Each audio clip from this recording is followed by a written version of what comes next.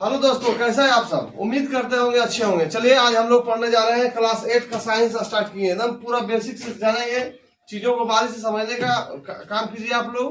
बिल्कुल श्योर, एकदम 100% समझ में आएगा आपको। जो बच्चा नए हैं चैनल को सब्सक्राइब कर दीजिएगा और वीडियो अंत तक देखिए। बहुत लाभदायक है वीडियो बना रहे हैं आप लोग के लिए। साइंस में पढ़ा रहे हैं विज्ञान अध्याय 1 पहला चैप्टर है ये। देखिए, दहन और ज्वाला, चीजों का जलना, ये चैप्टर का नाम है दहन और ज्वाला। बारी बारी से पढ़ेंगे हम लोग। पहले पढ़ रहे हैं दाह पदार्थ, इसी का एक पार्ट है। जो पदार्थ जलता है उसे क्या बोलते हैं? जो भी पदार्थ जल जाएगा, मान लीजिए कुर्सी हो, कलम हो, बोतल हो, कुर्सी हो, जो भी हो, मतलब ईटा हो। ईटा जलेगा जी? सॉरी, मतलब जलने वाला चीज जैसे दिखे आपको, देखिए लकड़ी, गोईठा, पुआल, कुर्सी, प्लास्टिक, सब क्या है? ये सब दाह पदार्थ है। और जो पदार्थ नहीं जलता है उसे क्या बोलेंगे? जैसे ईटा जलेगा, पत्थर जलेगा, बालू जलेगा, मिट्टी जलेगा।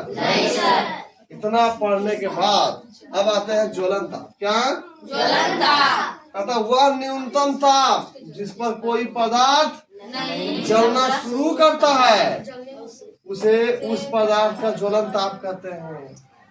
देखिए, कोई भी पदार्थ आता है एकाएक नहीं जल जाता है, उसको जब तक उसको ज्वलन ताप नहीं मिलेगा तब तक नहीं जलेगा।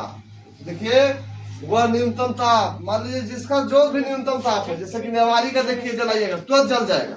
लेकिन यही बात है, चप्पल जलाइएगा तुरंत जलेगा, वो अपना ज्वलन ताप लेगा। बात करें हमको जलाने के बाद कुर्सी जलाने का, इसका अलग ज्वलन ताप रहेगा। कहने का अर्थ हुआ कि भिन्न भिन्न पदार्थों का भिन्न भिन्न पदार्थों का ज्वलन ताप अलग अलग होता है। क्या होता है? भिन्न भिन्न होता है। क्या होता है? ज्वलन ताप भिन्न भिन्न होता है। क्या होता है? भिन्न भिन्न होता है। देखिए, जितना भी पदार्थ है सबका ज्वलन ताप अलग अलग होगा। बिल्कुल होगा कि नहीं? समझने वाला चीज है। मान लीजिए आप किसी को जलाइएगा, देखिएगा तो अलग अलग समय में जलता है।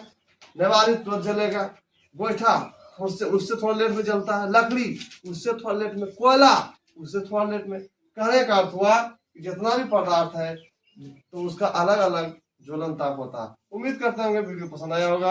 वीडियो पसंद आया होगा लाइक करना ना भूलें। और समझ में आ गया? तो आप जान गए कि अलग अलग पदार्थों का ज्वलन ताप क्या होता है? अलग अलग होता है। देखिए, किसी भी पदार्थ का ज्वलन ताप पदार्थ की रासायनिक प्रकृति पर निर्भर करता है। कहने का अर्थ हुआ कि पदार्थ किसका बना है ना, उसके प्रकृति पर निर्भर करेगा उसका ज्वलन ताप। मान लीजिए कोई भी पदार्थ का ज्वलन ताप अलग अलग रहने करेगा, कोई भी, है ना। जैसे कुर्सी को जलाइएगा तो थोड़ा लेट में जलेगा, लेकिन कागज में जलाइएगा तुरंत पकड़ लेगा। कहने का उसका प्रकृति पर निर्भर किया कि नहीं, बनावट पर निर्भर किया उसका। कोई दिक्कत है? सफेद फास्फोरस को पानी में रखते हैं। क्या रखते हैं? पानी में। और ऑक्सीजन की खोज किसने किया? जोसेफ प्रिस्टलर ने किया है। दहन के लिए क्या होना जरूरी है? वायु का होना बहुत जरूरी है। ज्वलन एक कैसी रासायनिक अभिक्रिया है? ज्वलन एक रासायनिक अभिक्रिया या प्रक्रिया, नहीं बोलना है। ज्वलन कैसी रासायनिक अभिक्रिया, कैसी अभिक्रिया है? भौतिक नहीं है, रासायनिक है। दहन के लिए कितनी चीज की आवश्यकता होती है? 3 चीज की आवश्यकता होती है। कौन कौन?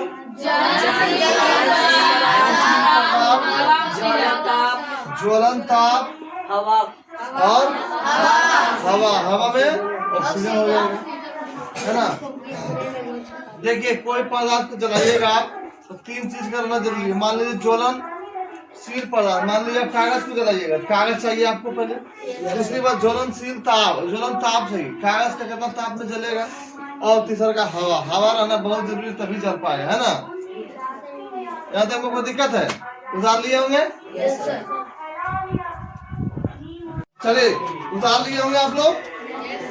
बोलने का काम करेंगे। देखिए यहाँ पर माचिस के डिब्बी पर लाल फास्फोरस और सल्फर लगा होता है। क्या होता है? माचिस का डिब्बा से कभी आप लोग आग लगाए हैं? और माचिस को जलाए कभी? तो देखते हैं लाल फास्फोरस जो ऐसे रगड़ते होंगे आप लोग। तो उसी जो डिब्बा रहता है उस पर लाल फास्फोरस होता है। क्या होता है? और माचिस के तिल्ली पर क्या होता है? Potassium chloride. क्या होता है?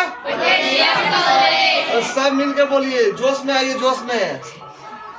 सेफ्टी माचिस का आविष्कार किसने किया? कार्ल लुनस्टाइन ने। कब किया?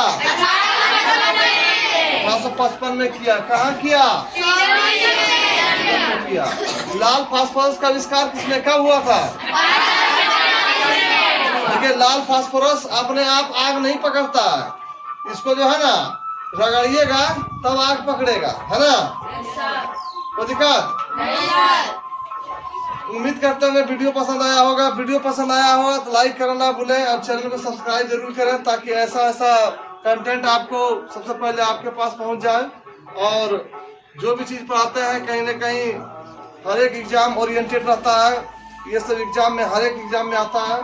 तो आप लोग एक बार पढ़ लें थोड़ा सा बेसिक फाउंडेशन, उसके बाद आपको फिर दिक्कत नहीं होगा कहीं।